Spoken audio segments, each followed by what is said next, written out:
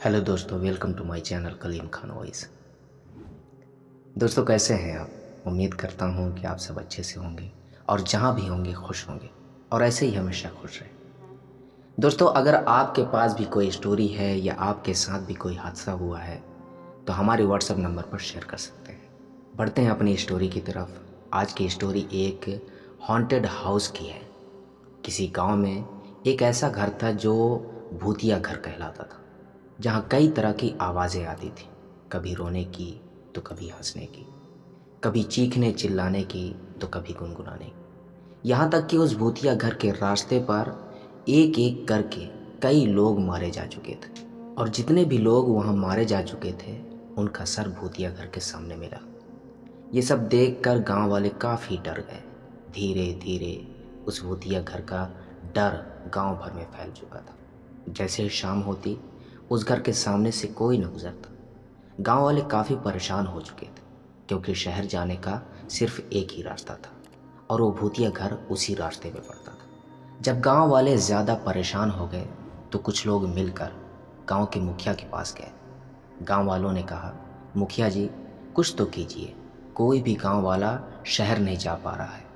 इंसान के साथ साथ अब तो जानवर भी मारे जा रहे हैं। जो कोई भी उस रास्ते से गुजरता आखिरकार मारा ही जाता। आखिर कौन है जो सबको मार रहा है? मुखिया ने कहा, मेरे भी तो 2 बेटे मारे जा चुके हैं। अब आप लोग खुद बताओ मैं क्या करूं? मेरा भी वही सवाल है जो आप लोगों का है। कौन और क्यों? कौन है जो सबको मार रहा है और क्यों? अब बस यही करो कि अपने जानवर उस तरफ ना ले जाओ। ये सुनकर गांव वाले अपने अपने घर चले गए। कुछ दिनों बाद उसी गांव का एक लड़का रमेश अपनी पढ़ाई ख़त्म करके बस स्टैंड में अपने दोस्त विक्रम के साथ उतरा। रात हो चुकी थी, इसलिए रमेश ने विक्रम से कहा, अब रात भर यहीं रुकना पड़ेगा। विक्रम ने पूछा, क्यों? रमेश ने उसे अपने गांव के बारे में सब कुछ बताया। विक्रम ने हंसते हुए कहा, क्या यार, तुम गांव वाले भी आत्मा जैसी चीज़ों पर भी यकीन करते हो? चल मेरे साथ, कुछ नहीं होगा, मैं हूं ना। विक्रम अपना बैग उठाकर जाने लगा। रमेश ने बहुत रोकने की कोशिश की, पर विक्रम नहीं माना। आखिरकार रमेश भी उसी के साथ चल दिया। दोनों चलते चलते उस भूतिया घर के बहुत करीब आ चुके थे। तभी वही हुआ जो औरों के साथ होता आ रहा था, वो रोने की आवाज़। अभी वो आवाज़ उन दोनों को हल्की हल्की सुनाई दे रही थी। तभी रमेश ने विक्रम से कहा, विक्रम, मैंने कहा था ना कि उस घर में कोई आत्मा रहती है। चल, अभी भी वक्त है, हम पीछे चलते हैं। विक्रम ने कहा, देख रमेश, तू तो जानता है मैं आत्माओं पर रिसर्च करता हूँ, और दूसरी बात, इस रोने की आवाज़ में डर कहाँ है? और इस रोने के पीछे कोई न कोई वजह ज़रूर है। इसलिए तू डर मत, चल मेरे साथ, कुछ नहीं होगा। वो दोनों फिर से चलने लगे और वो आवाज़ धीरे धीरे तेज़ होने लगी।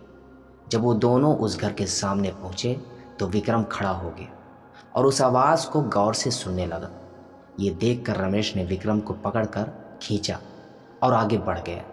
जब उस घर से दोनों काफ़ी दूर निकल गए तो विक्रम ने कहा, देखा, हम दोनों को कुछ नहीं हुआ।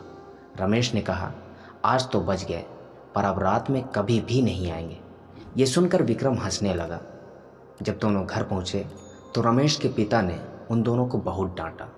उन्होंने कहा कि रात में तुम्हें नहीं आना चाहिए था। फिर दोनों ने खाना खाया और सो गए। दूसरे दिन विक्रम अकेले बैठकर मन ही मन कुछ सोच रहा था कि वो कौन थी जिसकी आवाज़ अभी तक मेरे कानों में गूंज रही है। उसकी आवाज़ उसे दिन में भी सुनाई दे रही थी। फिर वो उठा और रमेश से जाकर कहा, रमेश, गांव वाले काफ़ी परेशान हैं, क्यों ना हम वहां जाकर देखें कि क्या है।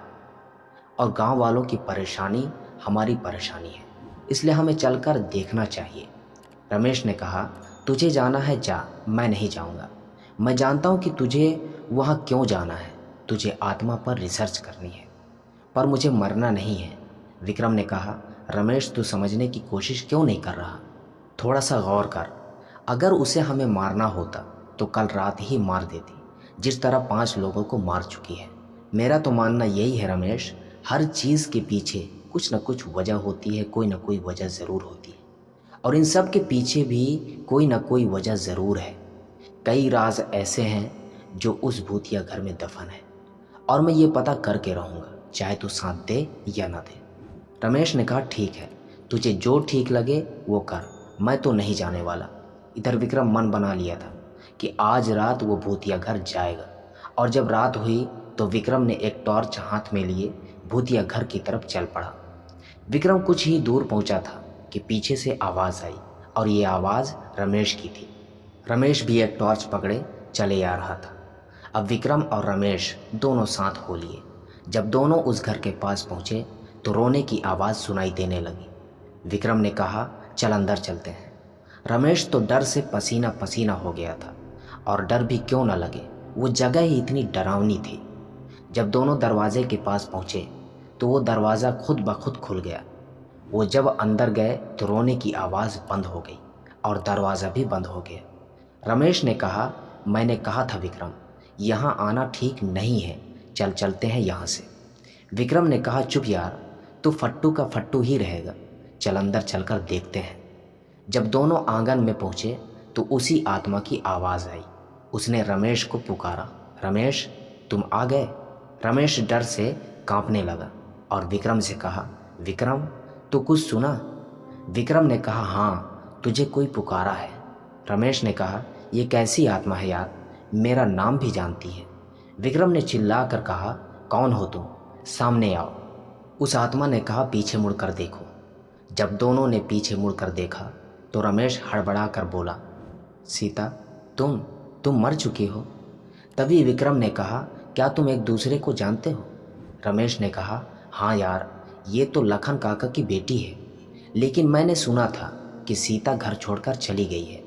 तभी सीता बोली, हाँ रमेश, 4 साल पहले जब मैं घर छोड़कर जा रही थी तो जब यहाँ पहुँची तो देखा कि कुछ लोगों की आवाज़ आ रही है, और जब मैं पास आकर देखी तो 5 लोग, 2 मुखिया के बेटे और 3 लल्लन सेठ के बेटे गैर कानूनी काम कर रहे हैं। यहाँ पर वो गन और चरस छिपा कर रखते थे, और जब मैंने ये सब देख लिया तो उन्होंने मुझे मार डाला और जहाँ तुम खड़े हो वहीं पर दफन कर दिया, और लोग ये समझते रहे कि मैं गांव छोड़कर चली गई हूँ। तभी विक्रम ने कहा, इसीलिए तुमने उन 5 को मारा?